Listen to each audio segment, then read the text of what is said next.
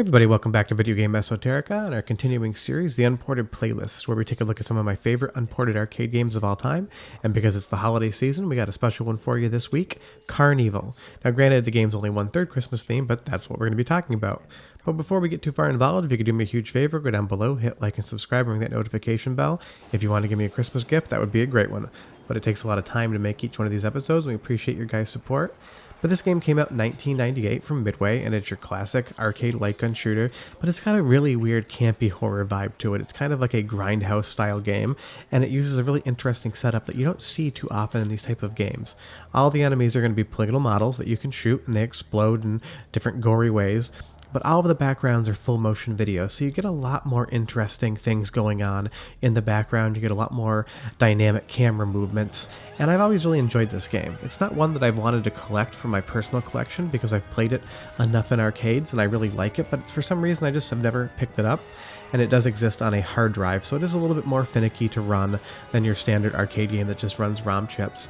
But as far as if it's a good game, it's a great game. It's really fun, it's weird, it's got a strange sense of humor, but all of those things go together to make it a really awesome game. And you get this really fun introductory sequence, kind of just spelling out the story. And for an arcade game, you get way more story than you normally would. It almost feels like this game may have been intended to come home in some sort of port, because generally you just don't get this much in an attract mode in an arcade game. But who knows, maybe the devs just loved it so much they wanted to go all out and give us a little extra. And I would say that of the three stages of the game, the Christmas one is probably my least favorite as far as a shooting game is concerned, but as a holiday level, it's one of my most favorite experiences to have around this time, because the minute you go right in, you get the sleigh ride with the blood covering the signs, and you have these zombie elves that are throwing presents at you, and if you shoot them just right, you can pop their heads right off, and as that's not Christmas, then what is? But all joking aside, there is a huge tradition of Christmas movies having a horror theme, especially in the 70s and 80s, so having horror in your holidays is not really that odd. From a gaming standpoint, it definitely is, but you can definitely see that the designers of this game probably took some inspiration of those films from the 70s and 80s, where horror was a huge element, and I do really like and appreciate that. So as far as how I'm playing the game, I'm emulating it on MAME, and for my system it runs perfectly fine. Depending on what hardware you have in yours, I would assume it would do the same. It's not too heavy test of a game, but emulating CHD hard drive images takes a little bit more to get used to, so if you have any questions, if you want to do it yourself, leave me a comment below and I'll definitely help you out as much as I can. But I just love this. The sleigh falls to its doom, and then we're just up close and personal with these creepy looking zombies that are wearing these elves' masks. And it definitely has that campy vibe to it, and you got Paul Bunyan in the background, but it just has that tongue-in-cheek fun that you're expecting out of an arcade game, because the violence is always matched with comedy. The character designs, while gory and gross, are also kind of humorous, and the sound effects really kind of tie that in. In some later levels, you have these double-bodied freaks, for lack of a better term, that make really strange cartoony noises when you shoot them. So the game has that sense of humor really down pat, and that kind of just takes the edge off the violence, which for me, I wouldn't care. If they want to be violent about it, go for it. You can see here we have these kind of like old 1940s gas station attendants in a Christmas level. And then we go to the Dino-Rama, and I'm not sure if these are actual dinosaurs or they're zombies in dinosaur suits. Seems like there's a lot of dinosaurs in my Unported playlist with Cadillacs and dinosaurs. It just seems like a theme that constantly comes up, and that's just how it is. But it's got a weird vibe, and I just really enjoy the game. And how often do you get Christmas-themed levels in games, especially ones with this like straight-up violence? I mean, you have Dead Rising 4, which occurs during Christmas, but that game's only okay, so I didn't really cover it. But when I thought about Christmas games to show you guys during the month of December, CarnEvil was the first thing that came to mind, and that's the great thing about holiday movies, holiday games. It's whatever you remember being important for the holiday.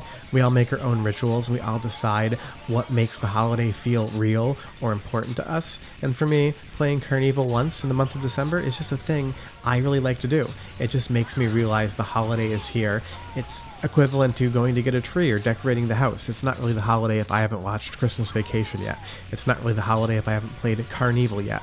And that's why I love these sort of gaming memories, because it just tells us where we came from in gaming and what really is important to us. And if that is shooting guys that are throwing drumsticks at you in a Christmas themed level, well then that's your holiday, and that's the great thing about these sort of experiences. If there's a ninja guy with a cheeseburger who's throwing it at your head, so be it. What I'm going to let you do now is just watch and listen to a little bit of the game because it's got some really good music and some sound effects that I really enjoy. But I'll be back in just about a minute. We'll close out on CarnEvil and talk a little bit more about what's coming up for the month of December. But enjoy this little bumper car sequence and I'll be right back.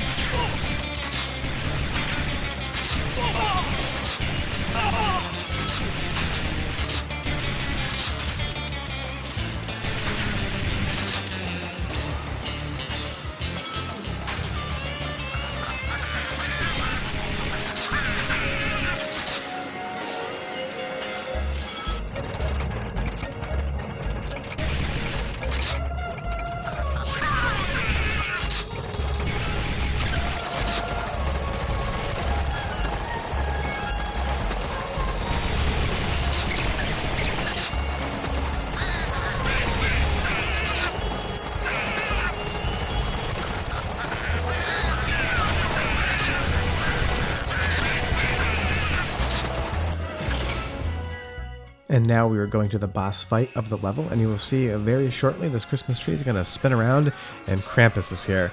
I told my little nephew, Charlie, about Krampus one year, and it ended up being a total disaster. I shouldn't have told a 7-year-old about a monster Santa Claus that comes and kills children. That was on me because I don't have kids, and I should have realized that.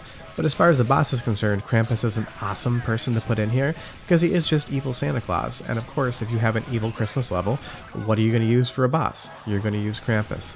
And I love the character design. He's got these giant claws, this double set of antlers on his head.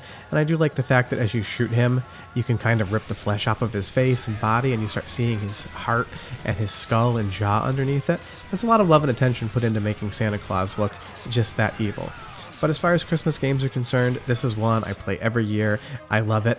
One day I'll probably add it to my collection. I just haven't gotten around to it yet because buying additional light guns for additional hardware, they are not cheap. So each light gun game you own that needs a different type of gun is going to cost you, probably $200-300 just for the gun. Sometimes those are more expensive than the PCBs themselves. But short of that, we will be having Christmas-themed episodes all month long on Video Game Esoterica, so definitely stay tuned. Hope you guys are having a good start to your holiday, and like I said, we got plenty of other weird and random Christmas things coming your way. But if you could do us a huge favor again, go down below, hit like and subscribe, hit that notification bell.